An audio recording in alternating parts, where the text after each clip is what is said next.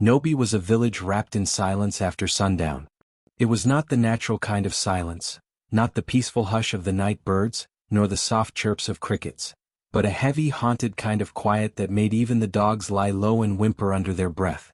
The elders always warned, "Do not whistle at night." Not because it was rude but because it summoned things that should never be called. They spoke of Ikparu the Wandering One, a spirit who had defied the gods and was cursed to roam in eternal silence, lost between worlds, yearning for a voice to follow. Whistling, they believed, created a crack between the spirit world and the land of the living. And through that crack Ikparu could listen and walk.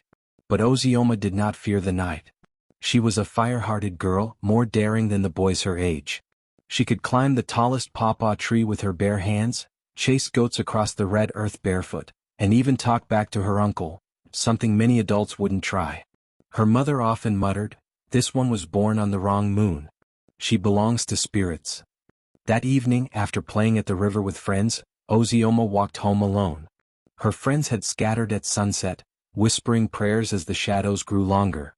But Ozioma lingered, whistling a tune quietly as she walked, her bamboo flute slung across her shoulder.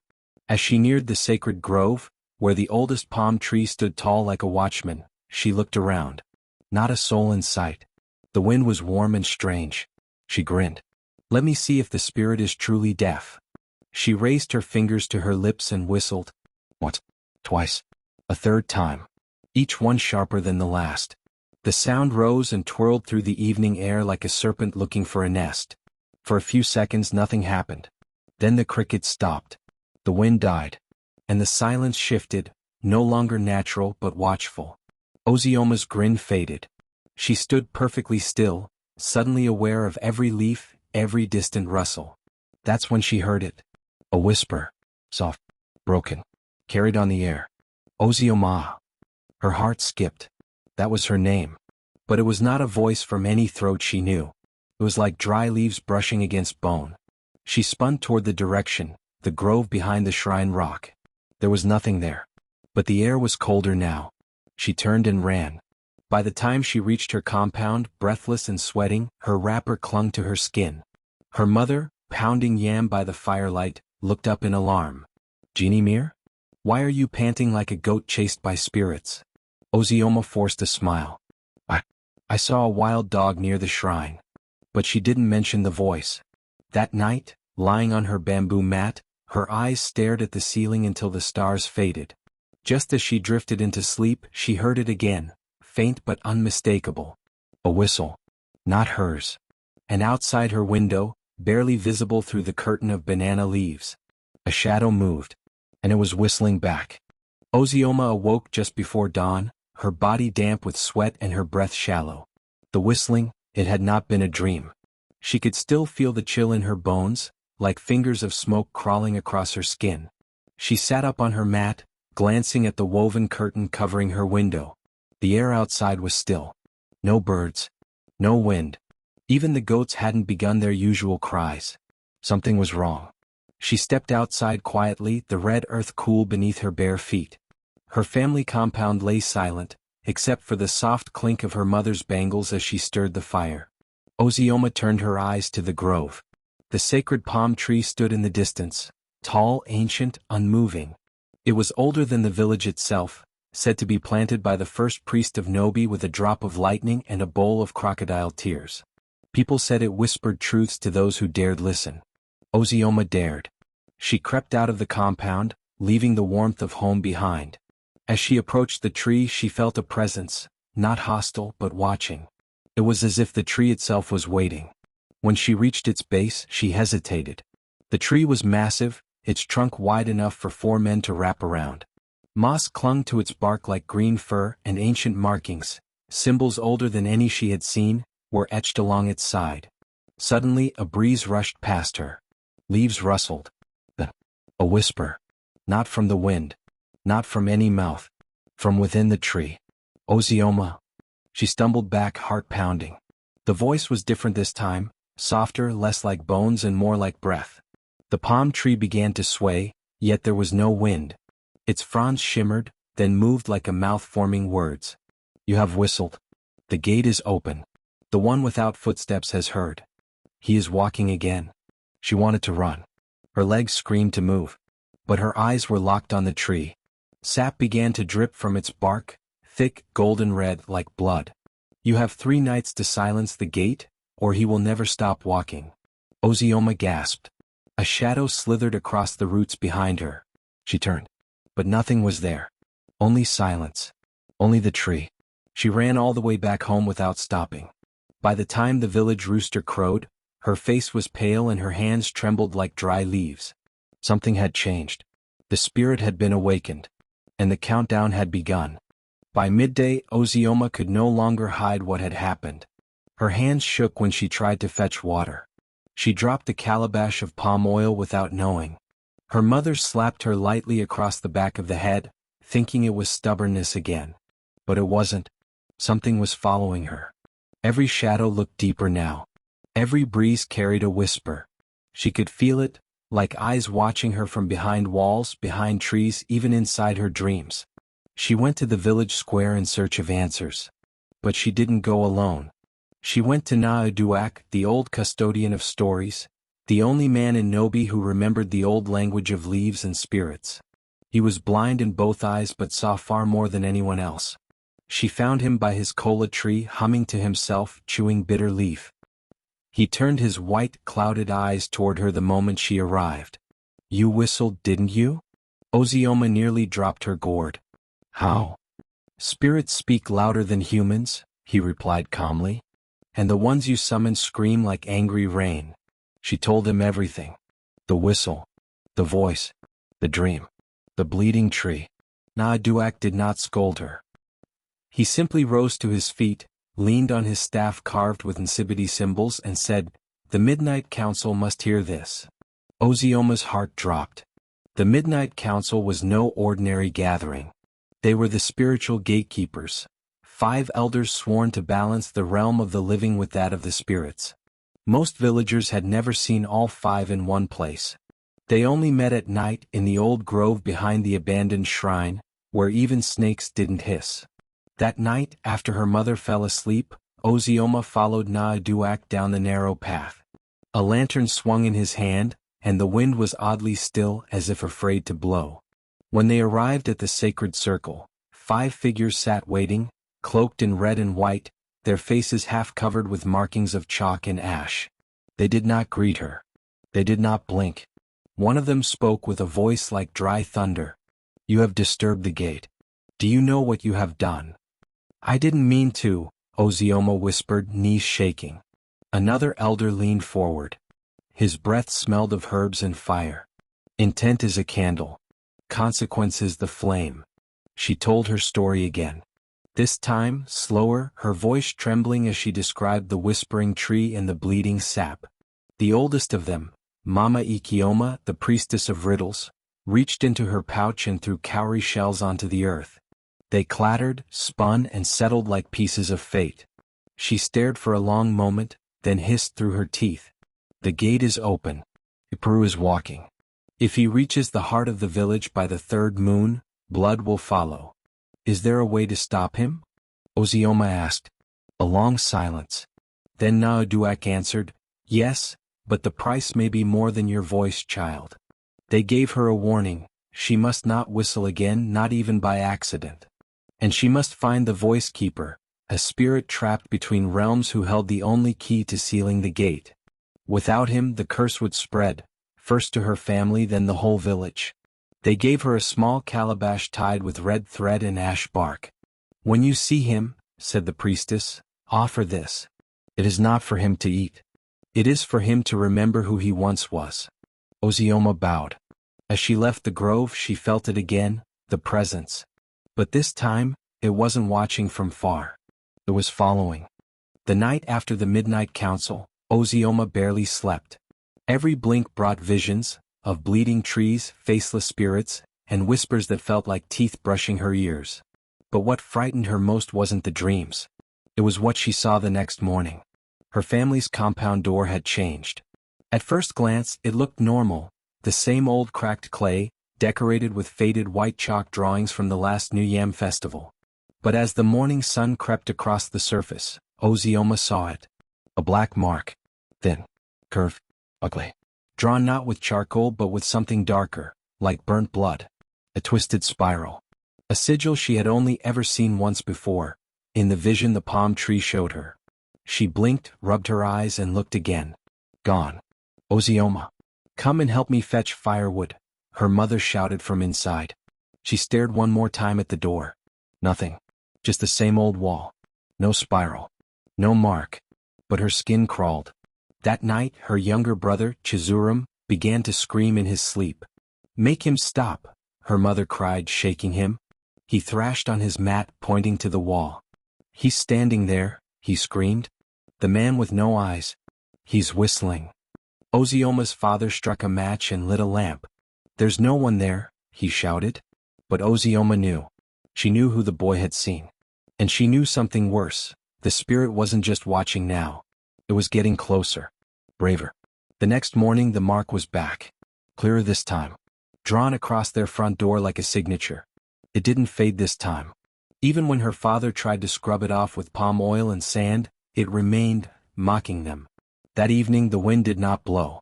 The chickens refused to cluck. And the family goat, strong and proud, was found dead in its pen, its eyes wide and its mouth open in a frozen scream. Her mother began to pray with her rosary.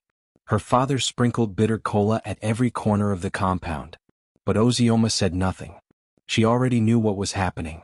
Ipru was no longer just lurking. He was marking, claiming. The first step in the spirit's return was always the spiral. Naaduak's words rang in her ears. The gate is open. He will not stop walking. That night, while her family huddled inside, Ozioma snuck out. She carried the calabash the council had given her, tied tightly with red thread. She wore a wrapper soaked in ajilai bark to hide her scent from spirits. And she went in search of a place few dared speak of, the diviner of the twisted path. If anyone could show her the road to the voice keeper, it was him. The diviner of the twisted path lived beyond the farthest cassava fields, past the shrines, and near the cursed river where no one fetched water. His name had been forgotten by men, but his hut was known to shift locations.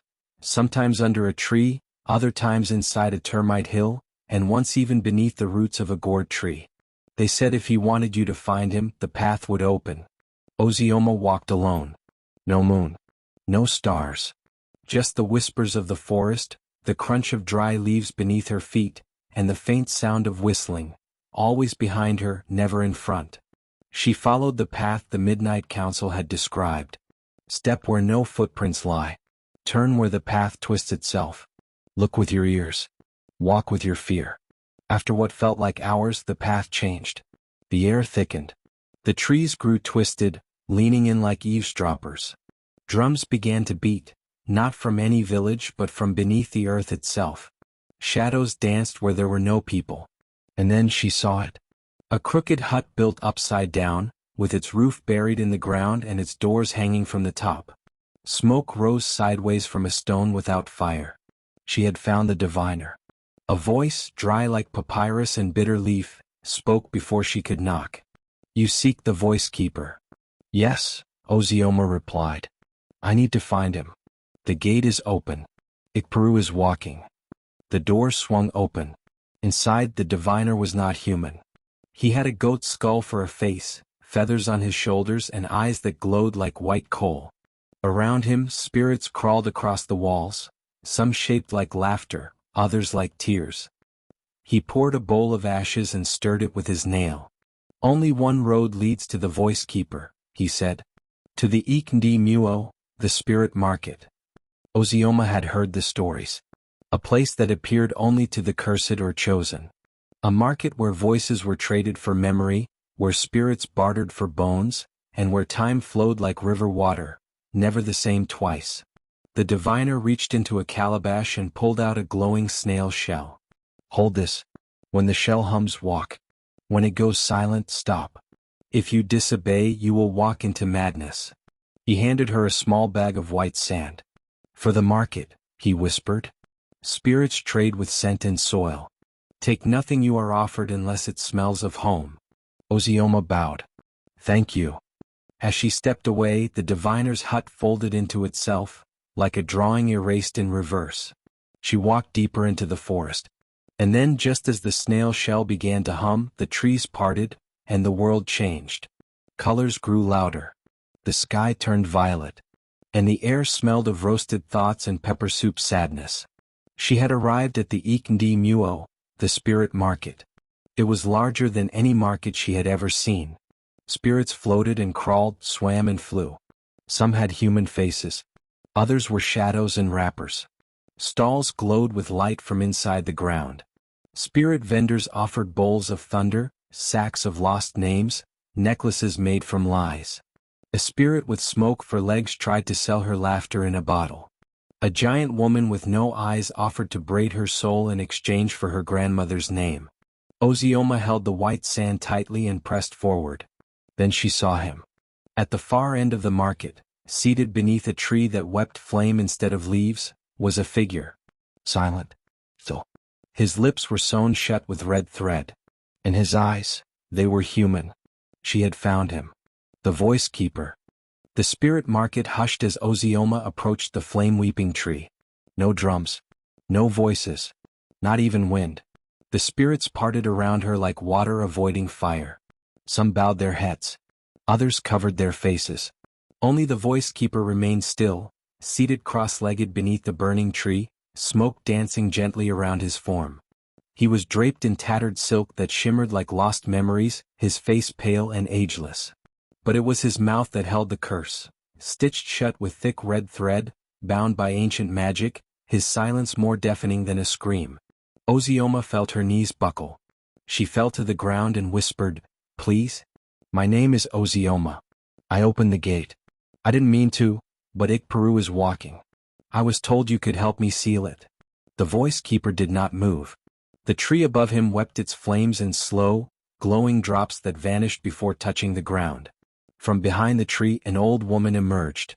Her skin was the color of wet ash, and her eyes were like black marbles. She wore hundreds of tiny bones around her neck, human, animal, spirit, all singing in a whisper only the dead could hear. "I speak for him," she rasped. The voice keeper once whistled when he should have stayed silent. He was punished, cursed never to speak again. And now, only one thing can break the seal between your world and the one Ikperu walks in. Ozioma stood trembling. "What must I do?" The old woman stretched out a long bony hand. In it appeared a single obsidian shard, shaped like a tongue, small, black, sharp. "He needs a voice. To give you the stone of silence, the key to close the gate, you must give him yours. My voice. You will never speak again. Never hum. Never call. Never cry out. You will become a living echo." Ozioma stared at the shard. Her mind swirled, her mother's voice calling her at dawn, her brother's laughter, the songs she sang to the wind. All of that gone? "But if I don't," she said, "he will walk. And my village, my family." The voice keeper raised his head for the first time. His eyes met hers. And in that silent gaze she saw his pain, a boy who had once played by the riverside like her, who had once whistled too loud beneath a cursed tree. She stepped forward. Tears rolled down her cheeks as she nodded. "Take it." The old woman pressed the shard to her tongue. There was no pain, only warmth. A flash of light burst between them. The flame tree roared. The threads sealing the voice keeper's mouth unraveled, one by one falling to the earth like dead snakes. His first breath sounded like thunder muffled by water. He stood, walked to Ozioma and placed something in her palm. A stone, smooth and cool, glowing faintly with blue light. The stone of silence. Without a word, because she no longer could, she nodded her thanks. The voice keeper closed his eyes, then whispered for the first time in centuries, "Seal the gate, before the third moon rises. Or even this gift will not be enough." Ozioma turned and walked back through the spirit market. She no longer needed to speak. Her silence now had power. The walk back from the spirit market was not the same. The forest had changed. Branches twisted away from Ozioma. Stones glowed faintly beneath her feet. Even the birds that usually fled the paths of humans now followed in silence, as if guiding her. She could not speak. Not a single word. Not even a whisper. But she didn't need to. The stone of silence pulsed softly in her palm, like a heartbeat echoing from another world. By the time she reached the outskirts of Nnobi, the sky was wrong. Not red, not blue, but ash-colored, like the village was being smothered by the breath of the spirit world. Smoke drifted through the air and the chickens were gone. The wells had dried. People sat inside their homes, too afraid to come out. Even the old drummers had left their stools untouched. In the village square stood a shadow. Tall. Hollow. Moving without feet. He had arrived. He was not a man. Not anymore. He was a walking wound stitched together by grief and fire, a figure whose body bent with every breath, his face blank and stretching in every direction, as if remembering 1,000 forgotten identities. The moment Ozioma stepped into the square, he turned. He had no eyes, yet he saw her. No ears, yet he heard her heartbeat. The wind returned, but it blew inward, toward him, like the world itself was being drawn into his emptiness. Ozioma stepped forward. The villagers peeked from their huts, whispering prayers. No one dared approach. Only she, the girl who had summoned him, could undo what had been done. She raised the stone of silence high. Ikpru paused. Then he opened his mouth, a mouth that stretched impossibly wide, and he whistled. It was not a normal whistle. It was the sound of 10,000 graves exhaling at once. The air trembled. Huts cracked. The earth itself buckled. Ozioma nearly dropped the stone, but she stood her ground. She gripped the stone with both hands, placed it against her throat, and opened her mouth. No sound came out, but the stone glowed. And from its center, a pulse of pure silence exploded outward. It wasn't quietness. It was erasure. The whistle from Ikpru stopped mid-note, cut short like a rope snapped clean. His form shivered. Cracks appeared in his shadow. He took a step, then another. And then his chest, or what passed for it, split open, releasing a burst of ash and old voices. Screams, cries, laughter, chants, all the sounds stolen by the gate, fled into the sky like freed birds. Ikpru fell to his knees. Then, with one final glance toward Ozioma, not of anger but almost peace, he vanished. Gone. The sky cleared. The wind blew gently again. And the first rooster crowed, not in fear but in joy. Ozioma turned to face the villagers. Her voice was gone. But she didn't need words anymore. Her silence had saved them all. Nnobi was never the same again. The morning after Ikpru vanished, the air carried a new scent, not fear, not silence, but renewal. Birds returned to the trees. The village well refilled without a single drop of rain.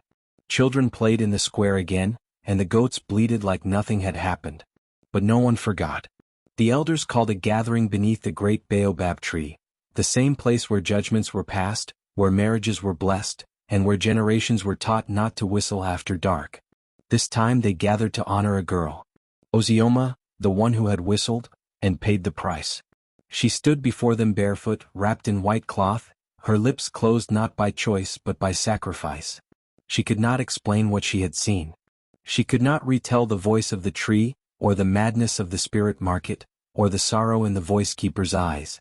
But her silence spoke louder than any tale.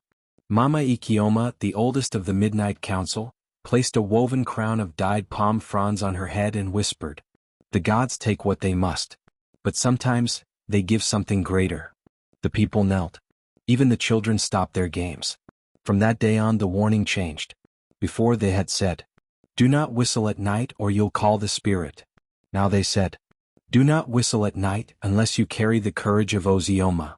A statue was carved in her image, not grand or gold but made from clay, wood, and memory. It stood beside the sacred palm tree, beneath which no one had dared step since the curse. Now families came to place kola nuts and sing songs in her honor, quiet songs sung with care. Ozioma never spoke again. But she smiled more. She grew into a woman who healed with herbs, whose silence comforted crying children, and whose story was passed from mouth to mouth, a living legend. And every full moon, when the village gathered under the baobab tree, they left a small, smooth stone in a basket near the statue. The stone of silence. Their way of saying, "We remember, we are grateful, and we will never forget the girl who silenced the night."